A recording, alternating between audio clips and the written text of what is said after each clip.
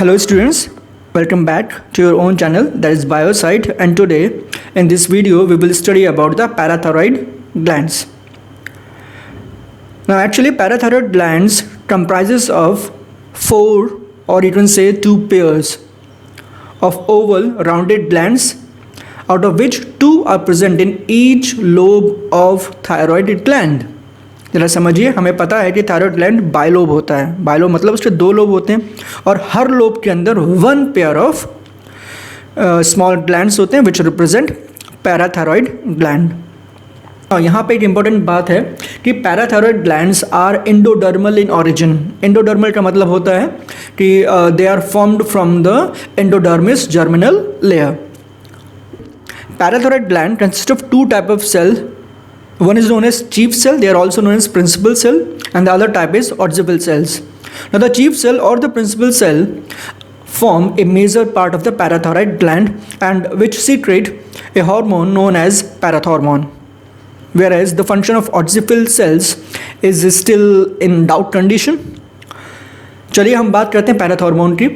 Now parathormone को हम कॉलेप hormone भी बोलते हैं because it was discovered by Collip in 1925. अब आगे बात करते हैं इसके फंक्शन की. तो अगर आपको एक लाइन याद है, पिछले वीडियो में मैंने आपको बताई थी कि TCT and parathormone are antagonistic to each other. इसका मतलब कि अगर आपको टीसीटी का फंक्शन याद है तो पैराथॉर्मोन का अपने आप याद हो जाएगा. ना एक्चुअली हमने पढ़ा था कि TCT decrease the level of calcium in blood plasma. तो इसका फंक्शन होगा it increase the level of blood calcium. इसका मतलब है कि तब निकलेगा जब ब्लड कैल्शियम का लेवल कम हो जाएगा. बात समझ रहे हैं? इसका फंक्शन क्या है? ब्लड में कैल्शियम के लेवल को राइज करना. तो ये निकलेगा कब? जब ब्लड में कैल्शियम का लेवल कम होगा. अब ये ब्लड में कैल्शियम का लेवल कैसे बढ़ाएगा? तो इसको बढ़ाने के 3 तरीके हैं. ये 3 तरीक़ों से ब्लड के अंदर कैल्शियम का लेवल रेज करता है. Number 1, mobilization from bones. ये बोन से कैल्शियम लेना शुरू कर देगा. Number 2, reduced urinary excretion. Number 3, increased calcium absorption from intestine. तो इन 3 तरीकों से this parathormone increases the blood calcium level. अब बात करते हैं डिसऑर्डर्स की.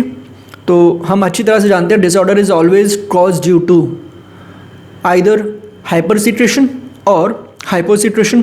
तो पहले हम बात करते हैं hypoparathyroidism. That is the disorder cause due to low secretion of parathormone. And the example is hypocalcaemic और पैराथायरॉयड टेटानी और tetanus. Now this is due to reduced secretion of parathormone. आप सभी लोग जानते हैं. और इसके अंदर osteoclast, these are the special cells present in bones, become inactive so that calcium reabsorption from bone stops. Bone से कैल्शियम का रीएब्जॉर्प्शन नहीं हो पाता है. In this condition there is increase neuromuscular excitability which lead to muscular twitching, cramps and spasm. ना spasm का मतलब होता है ऐंठन. यहाँ पे एक्चुअली में होता क्या है, जो कैल्शियम का लेवल है वो बोन्स के अंदर और मसल्स के अंदर बढ़ना शुरू हो जाता है. तो जिसकी वजह से मसल्स के अंदर ऐंठन आना शुरू हो जाती है, स्पैज्म आना शुरू हो जाता है. And this may appear in different parts of the body like feet, hands, face, but the most prominent part is larynx. The initial symptoms of the tetanus are first observed in jaws, causing problem in breathing and also in swallowing of food. अगर हम एक ही line में बताएं तो tetanus के अंदर skeleton muscles fail to relax, वो relax नहीं हो पाती और उनमें कॉन्ट्रैक्शन आ जाता है. चलिए ये तो बात हो रही है हमारे पास हाइपोपैराथायरॉयडिज्म की. नाउ अब हम बात करते हैं hyper parathyroidism. Now as the name suggest the disorder which are cause due to hyper secretion of parathormone. Now इसमें जो सबसे पहला है that is osteoporosis. Now what is osteoporosis? Osteoporosis means the disorder in which the density of bone become low due to dissolution of bones. And the second is osteus fibrosa cystica. Now इसका मतलब क्या है? Now in this disorder the normal bone tissue is replaced by cavities that are filled with fibrous tissue.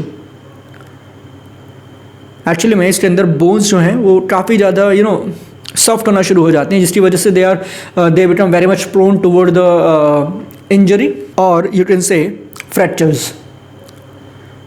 चलिए, ये तो बात हो रही है हमारे पास पैराथायरॉयड ग्लैंड की। एंड नाउ अब हम अगले वीडियो में पढ़ेंगे अबाउट द थाइमस ग्लैंड। ध्यान रहे, मोस्ट इंपॉर्टेंट ग्लैंड है ये, because it is also known as throne of immunity. Thank you.